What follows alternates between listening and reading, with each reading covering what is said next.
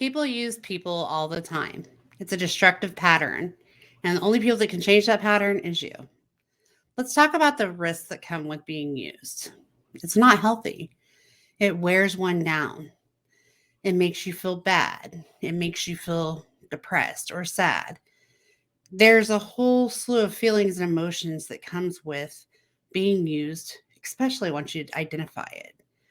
You know, that friend that only calls when they need something, or that family member that only wants you to come over when it's to their benefit, or hey, will you watch my kid? Hey, can I have $1? Hey, can I have $2? Hey, can I have $20? Oh my God, it just keeps going, right? Guys, guys, the problem is that we allow it for so long that it becomes a vicious cycle. And before we know it, we're entrapped by others. Okay. It can be a person, like I said, a family member, a friend. It can be your job. It can be peers at school. It can be, just anybody, even people that you wouldn't even think about. Okay. And the reason that I think that I want to talk about this so much is because we take for granted people that are there for us at all times, right? So if you are one of those people that can say, man, I'm not really a good friend, I only call them when it's convenient for me. If you're saying, I'm not really a good boss, I work them to death. If you're saying, hmm, I guess I only paid them $5 to babysit my kids for 20 hours because it was a family friend or because it was family. Guys, we got to stop doing that. We got to be better. We got to do better, be better. If you're on the opposite end of that, you get these feelings of you have to please somebody. And it's very easy to fall in the cycle of doing whatever it is that you're getting used for. Okay. Um, I I have been used at work. I have been used by family. I have been used by friends. I have been used by, people that I would have never imagined being used by, whether it's financially, emotionally, um, time. Like, I've been used so much. And it's maddening because at the end of the day, I sit back and beat myself up because I allow it, right? And it makes you think about why it happens. Why are they always doing this to me?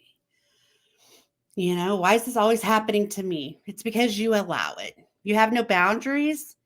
You are scared to say no. You are scared of what will be said. You are scared to voice your opinion. You're scared to, take the risk. I mean, to do something different because you're afraid of losing a friend or losing a job or, family member being mad at you or whatever it is.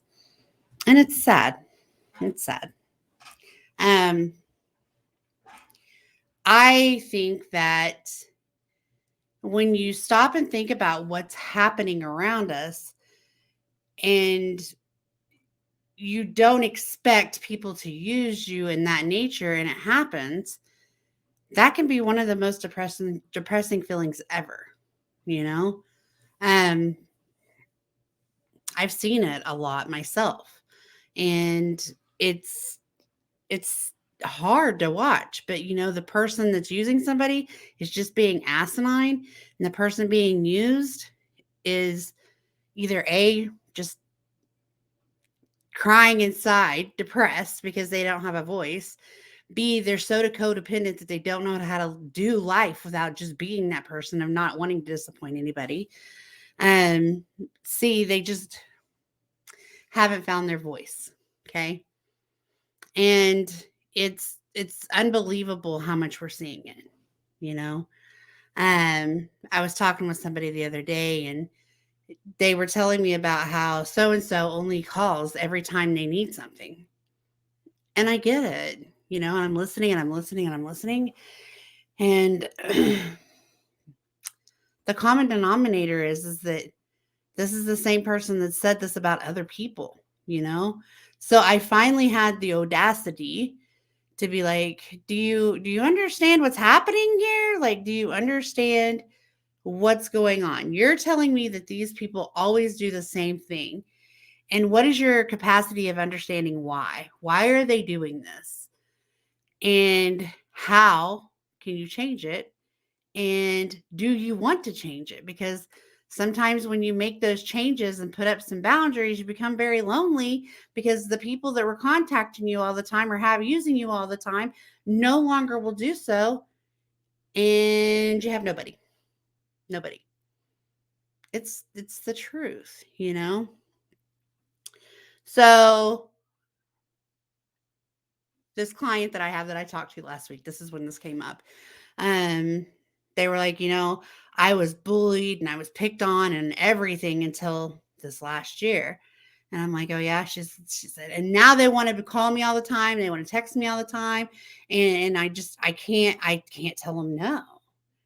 And my heart hurt for her because here she went from being a nobody to all getting all this attention. And of course, in the beginning of the year, it felt so amazing, right? She was overwhelmed with people, wanting to spend time with her so that she could pay for the vape or she could buy the snacks or she could do all the things that weren't just hanging out with her. And so we kind of had a reality check last week when I told her, I was like, you just won't have anybody.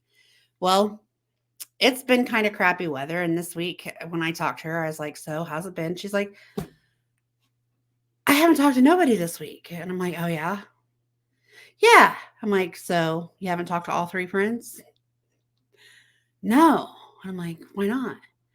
Well, because they all wanted to get together and have a pizza party, but I couldn't because the weather was bad and I was told no. And I never heard from them again all week. So what you're telling me is because you weren't footing the bill to have everything done, you're realizing the reality that you have nobody. Like they're not calling to say how you are or see how you are. They're not calling to say, oh, it's okay, we'll go ahead and come over and hang out. No, they're not doing anything. Nothing. Nada. And so I asked how they felt, and they were proceeded to tell me that, they were really kind of hurt at first. But then I sat there and thought about what you said about how I was putting myself out there all the time and I was making myself available to them. And I was doing everything they wanted me to do, but they couldn't even come see me. And I realized that that's really not a true friendship. That's not really a true thing. Absolutely correct. And that's on the minimal scale of high school, you know. But those same people that are using her today will be the ones that are using others later in life. They're going to be the ones that are sitting at work getting paid for time while they're really just playing on their phone. Or they're going to be the ones that are, with a guy just for money. They're going to be the ones that are suffering later in life for this because it's not going to bring true happiness. And reality, I mean, I hear a lot of people complain about their kids. All they want is money. All they need is money. They don't ever want to do anything unless I'm giving them money. It's all the money. They never just want to spend time with me. Yep. But they're going to continue to do that until you make that change. You have to be the one that says no. It's not happening. Not today, not tomorrow. It's just not happening. And you'll see that the relationship at first is kind of rocky and hard, like there's not going to be any contact. But with time, when there's a realization that, you do way more than just give money, that can change. And when that relationship grows to something different and it becomes healthy, then you'll be able to have that conversation, that spending time doing more than just giving. I know I've been overworked before. And I know that I worked from morning until midnight and day after day after day and had very little days off. And I was running myself to the ground. And I was told by William many times, Diane, you're doing it to yourself. I know. I always found an excuse for him, though. It was always an excuse. It'll be okay. This will end. This will happen. This will happen. And I just continued to allow it to happen, you know? And then since my stroke, I've been able to sit back and say, really, really. And you know what? I don't allow them to do that anymore. I don't allow them to work me from sun up to sundown. I don't allow them to do things like give me clients that I don't want. I put a boundary there. It's hard. It's hard as hell because I don't ever want to disappoint my job. But I also know that I want to be present in my job and I want to be available for my family and I want to live long years and not have to worry about the stress and the damage my body took during that time. I mean, my hair was falling out and gosh, I had a stroke. I was obviously, it was too much and I never said anything. My job doesn't hate me any less. They don't hate me at all. They understand. They have not crossed hairs of trying to make it anything more than what it is now. And it makes me feel like a fool. Like, why didn't I just say something earlier? Why didn't I acknowledge that I was really being used before that happened? And it's not just, I was being used because I was free labor, basically. I was just stretched out to no end. Like I was just fully stretched out to no ends. I could not do anything but go to work, come home, sleep, repeat, go to work, come home, sleep, repeat. And it was taxing on my body. My mental clarity was not good at all. My health was definitely not good. My blood pressure, who knows? Because we weren't even checking it before I had my stroke. So I was just doing a lot of damage to myself.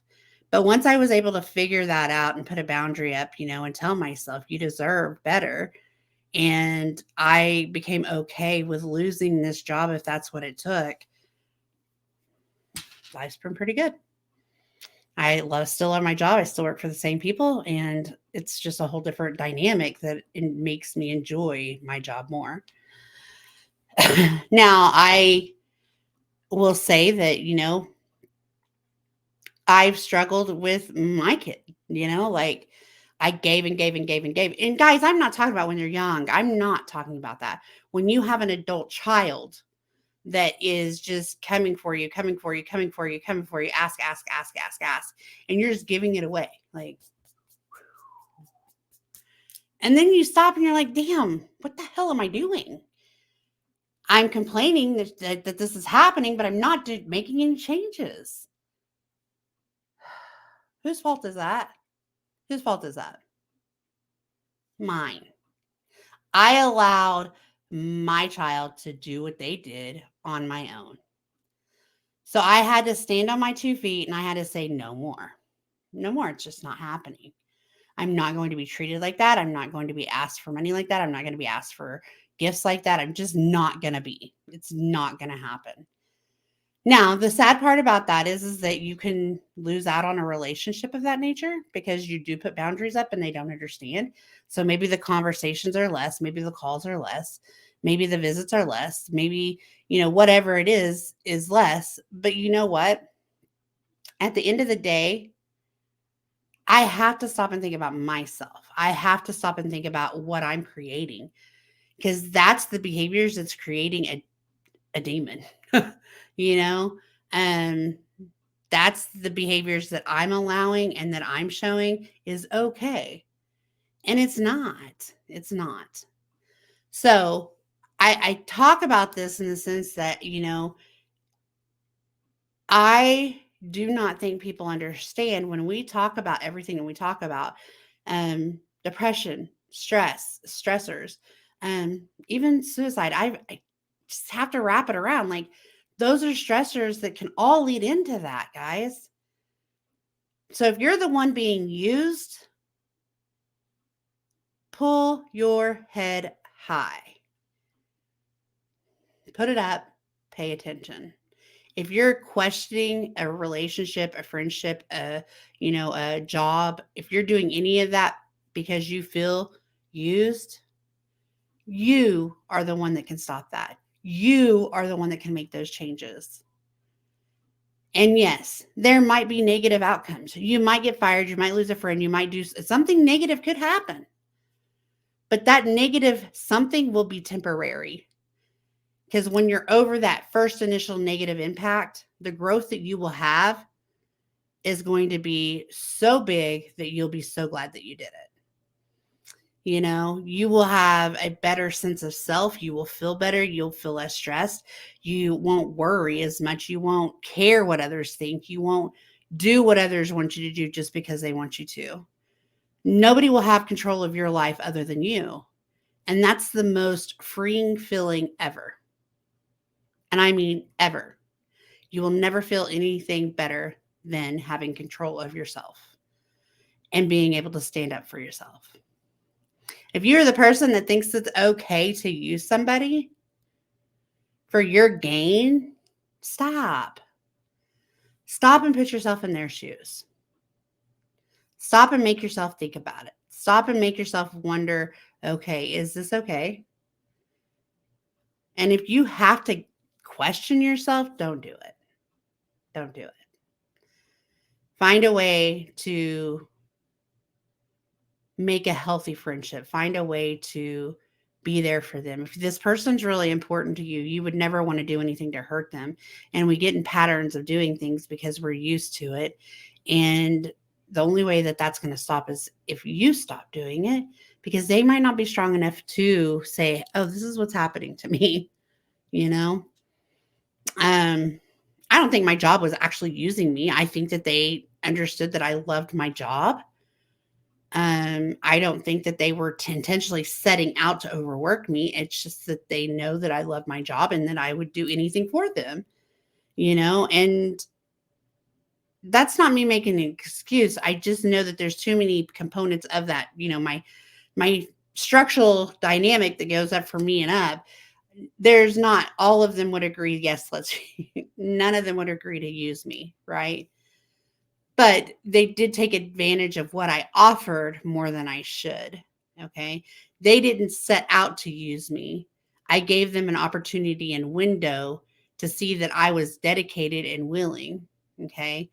But when I first started feeling that burnout, I should have said something. I should have been the one that said, okay, wait, you said 2 weeks and now we're here at a year. I should have done that. I should have been the one that, you know, stepped out long ago. So that feeling of being used is just brutal. It's the hardest thing ever. And it knocks you in the gut and puts you down on your, you know, just butt, just boom. Because we'd never expect anybody would ever do that to us, intentionally or unintentionally. We don't think that anybody would do that. And when we find out that it's happening, it's hard. So just evaluate your situation, see what you need to do to make changes and see what you can do to help yourself. Be there for yourself, be your best friend and take care of you. Okay. Again, you might have some negative outcomes, but it's okay. You'll get past those and you'll feel better in the end. So that's all I really have tonight. I want you guys to have a great weekend and I'll be back on Monday. Please remember to like, share, and subscribe and hit the bell for notifications. Bye, guys.